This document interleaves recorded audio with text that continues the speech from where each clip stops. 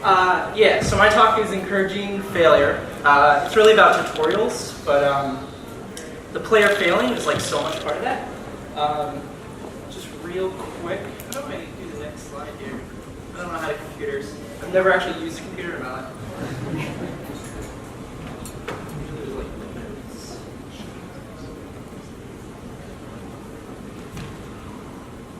Yeah. Okay, just pressing the button.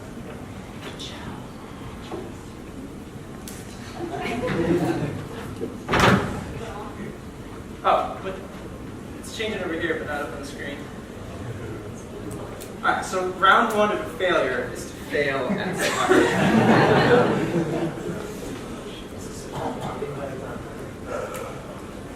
There we go. Okay, so who am I? My name is Brian Cohen. Been working on games for about 11 years. I've been playing games for like 26, so I like to think I know something about them. I used to make all these like AAA titles that were whatever, like Guitar Heroes, which I'm just totally sick of, and I'm glad it's kind of dead. I worked on Skylanders and a bunch of sports games. I've worked on VR and AR stuff. I started my career as an environment artist, and then I realized that I didn't like museums as much as all the other artists, so I moved into game design. And now I work for What a Workshop, working on Magic Leap tech. In my spare time, I work on indie games, and they usually look like this, like just simple sort of pixel art type things. Usually have lots of explosions with like blood and stuff, so I think that's cool. So what this talk is about? This talk is about failure. I don't know why it's not switching over here. So it's about like what failure is, why we want to encourage and nurture failure for players, why we need to respect them and their intelligence, and why it's so important to like nail the tutorial in the beginning of your game and not just like save it for something that's going to come later.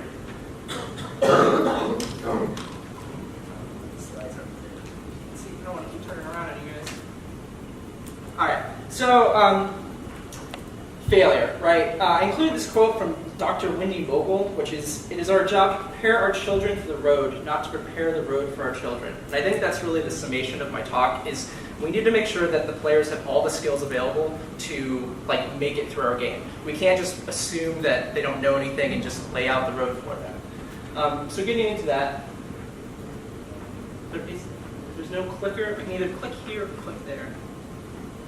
So I'm just going to wing this. Just keep presenting. Okay, I can't have both. There's no win-win, so I'll just stand like this. So this is Google's definition of failure. I just looked it up. I didn't like fudge any numbers. They say it's a lack of success or an unsuccessful person or thing. And they have pretty like damning things like loser, born loser, incompetent. My favorite is this one, the ne'er-do-well, which I'm going to use from now on. But I think that's kind of like a shitty thing to say, like because failure isn't something that we should be afraid of. It should be something that we like encourage, right? So I like to say it's an opportunity to learn and a way of improving oneself through trial and error. And that's the way we should approach failure in games.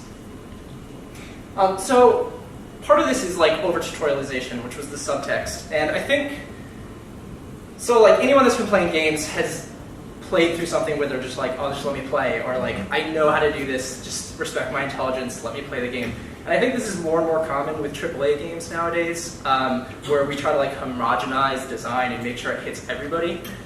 So just real quick, I want to show you what over-tutorialization looks like. And I see nodding heads because everyone knows this crap. This is by Mark Brown, who does GameDev's Toolkit. It's really, really good if you don't watch his videos. If you don't, you should. Let's watch. What I'm most interested in is this statue, which acts like a giant elevator car. When you first enter the dungeon, the statue's 3 doors lead to the central room, a pointless balcony up top, and a hidden room containing the key item, the whip. But when Link pulls on this switch, the statue moves down. The doors now lead to the central room, the whip room, and the underworld, which is cool, but there's an issue. Previously in the dungeon, we saw that there was an important treasure chest in the underworld, and then Fi appeared and told us that there was an important treasure chest in the underworld. And we realized that when the statue moves down, it covers up the treasure chest, and we we can't get to it. Whoa, that's a puzzle. The statue leads us to the chest, but also stops us from getting to the chest. So we need the statue to be up and then find an alternative way of getting to the underworld. We need to understand the relationship between the statue and the chest instead of the dungeon as a cohesive whole. Oh, hold on. What does this tablet say? Return the statue to its original form and descend below the earth again along the thread. It tells you exactly how to solve the puzzle. So that's like crap, right? No one wants to play Zelda and have the puzzle solved for them. And really, the first error was we showed the player a chest, and then we immediately said, hey, check out, there's a chest right there. It's yeah, no crap, I just saw it. I'm playing the game. My eyes aren't closed. And then we solved the puzzle for the player. And that's really the biggest issue, is the discovery of solving a puzzle is the best thing that you can have as a player. And this isn't just for puzzle games. This is for shooting games, like nailing the target, shot mastery. This is for adventure games, finding a new thing. It's the it's the discovery of the puzzle. And by solving the puzzle for the player, we've robbed the player of all gratification for doing that, which is just a huge no-no. So I wanted to talk about ways that games have done tutorials over the years. And we're going to start with controls, because that's really where it all begins.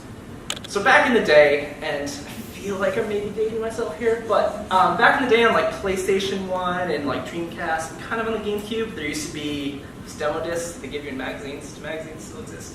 And they all came with, you load up the game, and you're yeah, I'm going to play Silent Hill 3, and then they give you this, and it's just hey, memorize all the controls for the game that you're about to play.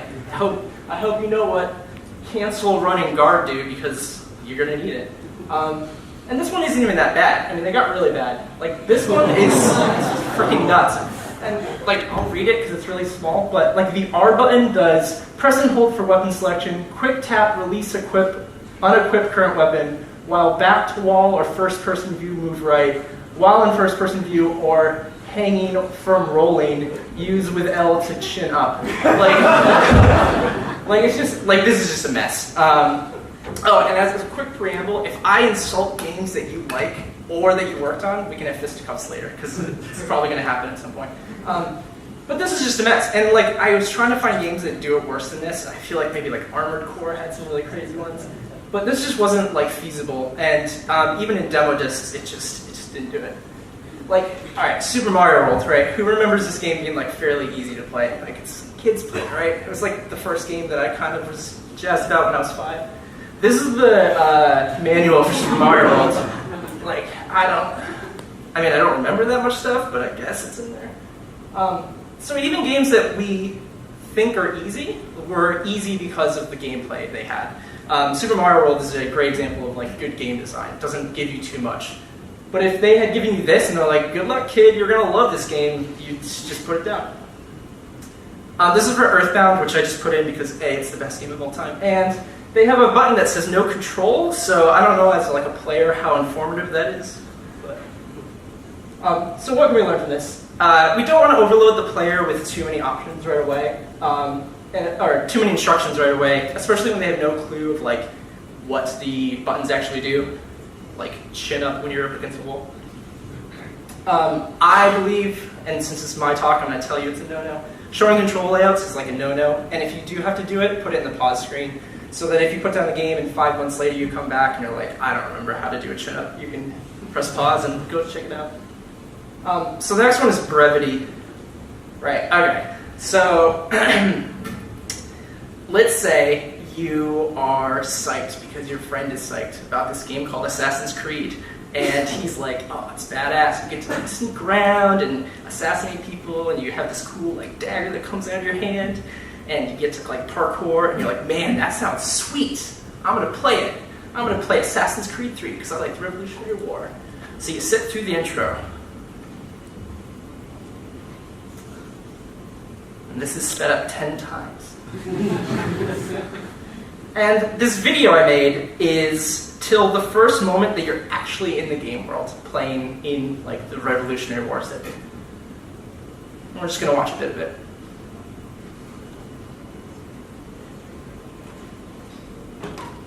Is anyone having fun watching this?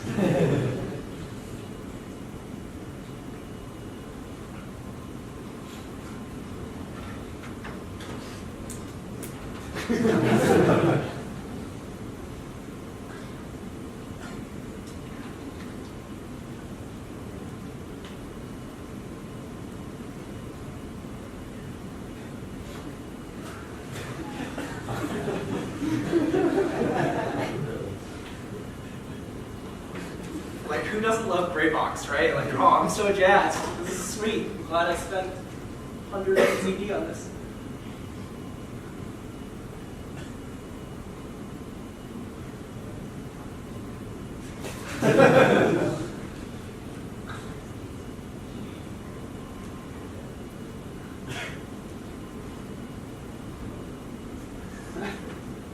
Right, so like kind of here, and then you enter the opera house or whatever.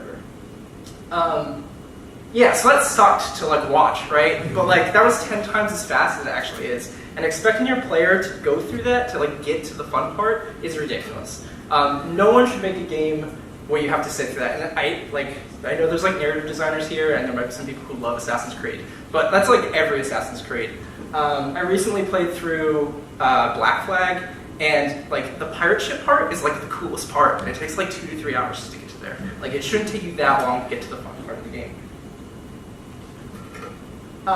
Which is the first point. If you ever got to the fun part of the game in like the first 10 minutes, like most people are gonna be like, this is not for me. Unless they're a diehard fan or just like really patient.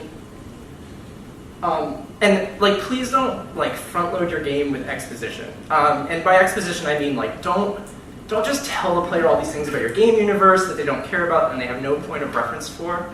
And seriously, just like don't do it. Like no one cares about like what regime changes are going on, or like what fantasy races are going on, or some crazy sci-fi background. No one's going to care about that right away. They might care about it down the road when they're having fun playing the game and they really want to be invested. But in the beginning, they just want to have fun. That's the point of a game. So helpers are everywhere in games nowadays. So these are helpers. They're like adorable and helpful, or I don't know, sexy sometimes. I don't know why. It's just. Anyway, so these are them. We have like Fee, Cortana, Claptrap, Navi, and Ghost, I think is his name, who is from Destiny 2.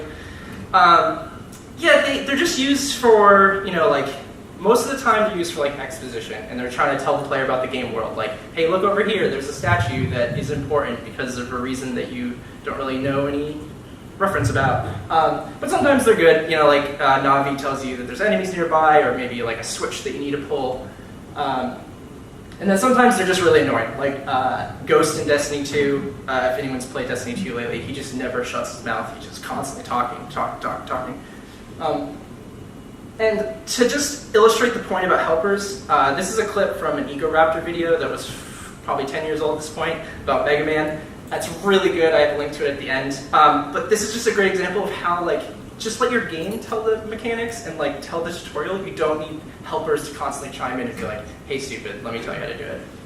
Around Mega Man 3, there's these green ball swinging dudes. Mega Man, those are called Hammer Joes. They'll swing their mighty hammer around and then throw it. So you better watch your... I already know this! Because look, the levels are all designed so it's uncommon for you to actually be in their line of fire once they throw their ball for the first time. The designers wanted it to feel justified when you got hit. It was your fault you got hit, not theirs. And overcoming that obstacle is more satisfying as a result, because you're improving by learning. Get it? Mega Man 2, I'm sure you all know this. Quick Man Stage has this segment where you just start dropping, but right away there's these big yellow beams that are like, boom. And so... Mega Man, come in! There's these big yellow beams that kill you if you shut your mouth! I don't need you! Because look, the stage is shaped like a funnel, so it draws me towards the bottom. So I've got no problem feeling there's some tension in escaping these obnoxiously loud death beams. Right, so, I mean, right. But that's like most games. Like, you guys laugh, but most games it's just like nonstop, like, hey, by the way, there's an enemy right there that's going to hurt you. And it's like, yeah, I figured that out, because they look like a monster and have a sword. So, helpers are here to help, right? They're not here to, like, that's their whole point. They're not here to, like, take over focus of the game. They're here to help the player do what you want them to do. And they should, I mean, like, I don't mean this in the way that helpers should be seen and not heard ever, but they should be there as, like, sort of a side accessory. So if the player's struggling in some way, like, they can't see a ledge that they're supposed to grab, the helper should fly up and, like, illustrate that there's a ledge that they can grab. And helpers are not the hero, the player is. I play too many games where there's a helper, like Destiny 2, again, as an example. Sorry, I just keep shitting out Destiny 2. Where I feel like most of the story is almost happening to Ghost, the helper, because he's constantly yapping, constantly communicating to the other characters. Where I'm like, I'm the hero. Like, why aren't these characters talking to me? Why isn't the exposition happening to me? So just remember that helpers are like the sidekick. You know, they're there for comic relief or for just instruction. They're there to trip and fall and hit the switch that opens the door. So another type of helper is quests. They're just a different type of helper, but they're basically the same thing. They're pointing you to where the adventure is. So this is how games used to be. Not all games. Zelda one's like kind of unique in this sense, but it used to be like, hey, look, there's a cave. Caves are cool. There's cool stuff in caves. Let's go in there. Holy crap, there's an old guy. He's got a sword. That's neato, wowie. And I'm gonna take that sword and travel this land doing adventure-y stuff. Whoa, there's dragons and dinosaurs and stuff. This is a cool game. And that's like it. Like that's the quest. Like there wasn't any preamble about like history. It was just, hey, you're a dude and you have a sword. You should go fight things with it. And that was enough, at least for kids when this came out, and adults of all ages. Go play Zelda 1. It's good. But now quests are like this, where it's like, hey, I have a quest because I have a question mark above my head, so you know that it's a quest. And it's like, hello there, young adventurer. The world is quite a dangerous place full of monsters. Before you head out, take this sword that has some crazy history that I'm going to tell you about right now. And, yeah, by the way, there's some baddies nearby. It'd be great if you could handle that. I'll just mark your map, and then it brings up the map, and it's like, boom! Kill 10 baddies in this circled area right outside the door, and we're going to help you out with arrows, and it's going to be marked on your mini-map, and then you have a counter. And it's just like, this doesn't need to happen. Like, people are smart. If you tell a player there's like wolves in the forest to kill, they'll exit the building and be like, well, I guess there's some woods over there, I'll go check them out and see if I find some wolves.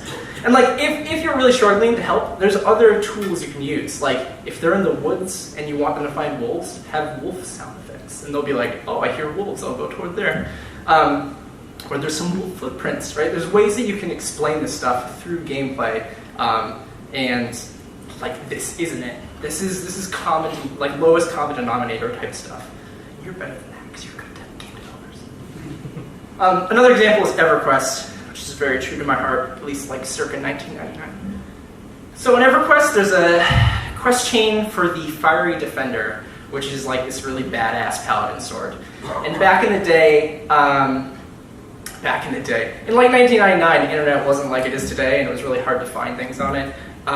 So you kind of had to work with people in the games, and the server sizes were like 2,000 people, so you kind of knew everybody, and you had to work together, and it was this really long epic chain, and if anyone's played EverQuest, quests are just a really big pain in the ass.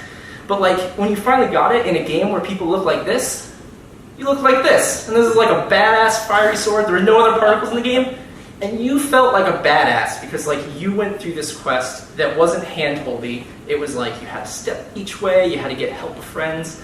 But now, like, World of Warcraft, like, these are the blades of Illidan's Stormrage, and, like, he's apparently just handing them out. He's, like, a raid boss that's supposed to be, like, this really badass dude. So, like, when you handhold the player feels like you think they're stupid. The more you explain something, the less magical it is. And the over-tutorialization of gameplay can really rob the player's feeling of, like, achievement. I thought it was encouragement. I'm like, that doesn't make any sense. They're a feeling of achievement, and this really shines through in like quests. Like if I over-tutorialize something so it's so easy for everybody, and then that person like thinks they're feeling cool about it, and then goes online and people are like, oh, I did that too. It was really easy. I just followed the quest chain. It just kind of like diminishes your magical aspects of your game. So how can we fix this stuff? So. Simplicity. So here's a bunch of smart people talking about simplicity, right? You can read them, I won't read them out. But these are smart people, obviously, because everybody knows they're smart. So simplicity is definitely the way to go, and since I'm like an IQ 3000 game developer, like I'm gonna put myself up there too. But it's like this, like doing things simple is always the best way. It's really easy to overly complicate tutorials, but they don't really have to be that complicated. So like take convention. All right, so I had a test run of this and it didn't work out, but let's try this. Just shout out which button the jump button is. A. Ah, yeah, it's A. Good. Okay. So that's convention, right? Everybody will pick up a controller and be like, oh, like if there's jump, it's going to be the A button. Little anecdote. I worked for a company once where the jump button was on Y, and I was like no one's going to know it's on Y. And they're like, well, Y is like the top button. It's like, it's the jump button, man. So that went on for a while, and then we had like user testing, and most people didn't even think there was a jump in the game because they hit A and nothing happened. So like, it's important to pay attention to these conventions. Same thing with this, right? Health, usually red or green. Magic, blue or yellow. And you might be like, well, I don't think so. Okay, search realistic health potion on Google. Boom, they're red. How about realistic mana potion? Shazam! Oh. Blue. But yeah, so like this is convention. Like Google tells me it's true, so obviously it's right. So like, don't ignore convention and gamer wisdom. This stuff has been going on since like 70s. People expect certain things. Like it's cool to break the mold and be like, I have a rad idea. Like health is gonna be, I don't know, what's a weird color? Magenta. All right. Okay. Well, okay. I'm gonna say like white because it's a weird health color. And then yeah, whatever. I mean, maybe your game's black and white. It makes sense. But anyways, it might seem like a good idea to break the mold, but really you're hurting yourself. You're gonna cause friction. Just like that jump example. If you think jump is like rad to have on the Y button, people are gonna pick up the controller and be like, oh, this is weird. I've never hit Y to jump before. I don't want this. And like, do your research, like I did with the health potions and the mana potions. Just use Google and go and be like, what color are health potions? And they'll be like, bam, they're all red. And then maybe one will be green. That person's wrong. So brevity, again. So this is talking about like that Assassin's Creed type deal. So let's say we have like an intro and there's narrative exposition, and we're like an hour in this tutorial, and then like the fun part's 2 hours in. Like you have in Assassin's Creed sense, the tutorial would be walking around following people stealthily for like an hour, and then you finally get to assassinate someone. And that's like crap. This is what you want. This is it. This is the most important slide. 5 minutes in, you should be teaching the player how to have fun in your game, and that's it. Like if you can do that, you've nailed tutorials.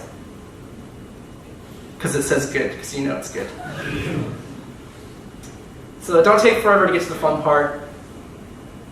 Yeah, don't overload narrative exposition. I'm sorry for the narrative designers or the aspiring ones, just keep this in mind. Yeah, and make your tutorial incorporate part of the fun. It's like, if the player is playing the tutorial and they don't even realize that they're playing it because they're having so much fun, and they just come out of it like, oh, I know how to play the game, you've like 100% nailed it. So, a friend of mine always says, make one game, not two, which is good game advice that we can talk about later, but I think that sort of applies to this as well, in that you should teach one thing, not two. Too many times I see games trying to like teach all these mechanics at the same time, when really the player has like no concept of like, oh, I already know how to do A, so I'm gonna do A and B. So to a good example of that, these are my awesome drawings. I swear I'm like a good pixel artist, but these aren't. So let's say we want to teach the player how to run and jump. See, it's a jump, but it looks good. And we want them to jump over this like long pit of spikes. We would never start the game and be like, hey, you have run and jump, go at it. It's just like bad because they don't know how to do either. They haven't mastered either. So the first one, let's have the player just jump over a pit. Let's do it like 10 times until they get better at it. Or higher pits, deeper pits, whatever. And then maybe have them sprint under something that's falling down from the ceiling. Get really good at dodging things. And then we're like, hey, now you know how to sprint and you know how to jump. Do them both at the same time. And I know this seems like super rudimentary, like duh, like just teach one thing at a time. But too many games I've played constantly teaching you too many things at once. Build mechanics one after another, like make them stepping stones. Do the easiest thing first, then do like a slightly harder thing. And then give the player all the information they need to succeed, and then get out of the way. Like, you don't need to constantly remind them how to jump if you've given them... You can say like, hey, the A button's jump, there's a pit over there, jump over it, and they jump over it once, they know how to jump. You don't need to like keep constantly being like, hey, by the way, there's another pit. Like, do you remember that the jump button's A? Like, yeah, you jumped over the last pit. I get it. So let's talk about how to like make a good tutorial. So this is this, and if anyone knows this guy, or like is going to share this later, I didn't like technically tell him I was going to put this thing in my slides, but he makes really good, like cool game dev stuff, and he's got great pixel art. But I saw this tweet of his, and I was like, oh man, this is like an amazingly good tutorial, except he has these stupid pop-ups that keep coming up and telling you how to play the game. So I was like, I'll make a whole presentation about this. That's his thing on Twitter if you want to follow him. So let's just assume that we're making this game for like a console that has a control pad and 2 buttons, like a Pico 8 maybe. So like right off the bat, okay, we're gonna get into the nitty-gritty here. Right off the bat, it says sword dash at the top. Before you do anything, you know that the level's gonna be about swords, and there's gonna be dashing probably. So it's like a good way to tease mechanics if you have names. So there's a pit. We can't go anywhere without jumping over the pit. We have to move to the right. We drop down. It's like subconsciously telling you that we're going to be moving to the right of the screen. And there's a pit. We can't go any further in the game without jumping. And since there's only 2 buttons, the player's going to hit one of them, and one of them is going to jump. They'll figure it out. Here's another jump. You didn't make the first one, you can't go anywhere without jumping. If they can't get past this, then there's no hope for your game, right? So they go past it, there's a door, it's locked. We maybe think it's a door. There's a brown thing with gold things. It could be like a plus, the weird plus cross. But either way, we can't go that way, so we go back up. We do a slightly more complicated jump, encouraging mastery and precision. We walk through this torch. This torch is a checkpoint. The player might not know that, but they changed something in the game world. They know they've had some effect. So we now know these things do something. They go forward, have a harder jump. There's spikes underneath them, so it's a mastery jump. It goes up and across. Here, they try to do the largest jump they've ever done. They fail and die and respawn. They now know these are checkpoints. They know that they respawn instantly. They know there's no game over screen. They know there's no lives. You've taught them everything they need to know about death by doing essentially just one room of the screen. So they can't make it. They go down, use the key, get this sword. How do they know it's a sword? It looks like a sword. The character holds it like a sword. When the character hits the button, it sword dashes. Boom, it's the name of the level. You've just come full circle. They use the sword dash to get the key after maybe some experimentation. This is really simple. Like, obviously the guy making the game can do this. But they have all the tools they need to now to complete the entire level.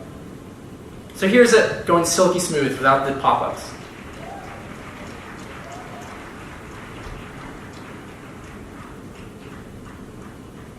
Man, it's so nice. It's so smooth. And this is what your game should look like. There shouldn't be pop-ups constantly. You should be able to teach everything through mechanics. It's brilliant. I sent him a nice text about it afterwards. I was like, hey, your thing's really cool. So I'm not just like totally shooting on. So final tips real quick. Design your tutorial as you go. Don't leave it for the last thing. It's really important. Just this one real quick. Seriously, don't leave it for the last thing. I do this all the time where I'm like, oh, I'm going to make a game and it's going to be badass, and I'm like, oh, I got to teach people how to do something in this game. Just think about it as you go, even if it's in the back of your head. Let the player teach themselves through gameplay. If the player does something wrong, make sure it's their fault, not yours. And I mean this in the way that you should give them all the tools available, and if they fail, it just means they're not doing it properly. But they should know how to do it. Give them all this information they need to succeed, and then get out of the way. And if the player doesn't realize this is a tutorial, you're doing a great job. Like gold stars, A+, you can give the next talk about tutorials, and I'll come see it and give you high fives. And that's me. These are some sweet links that you should check out. I'll put my slides up online later. Yeah, that's it.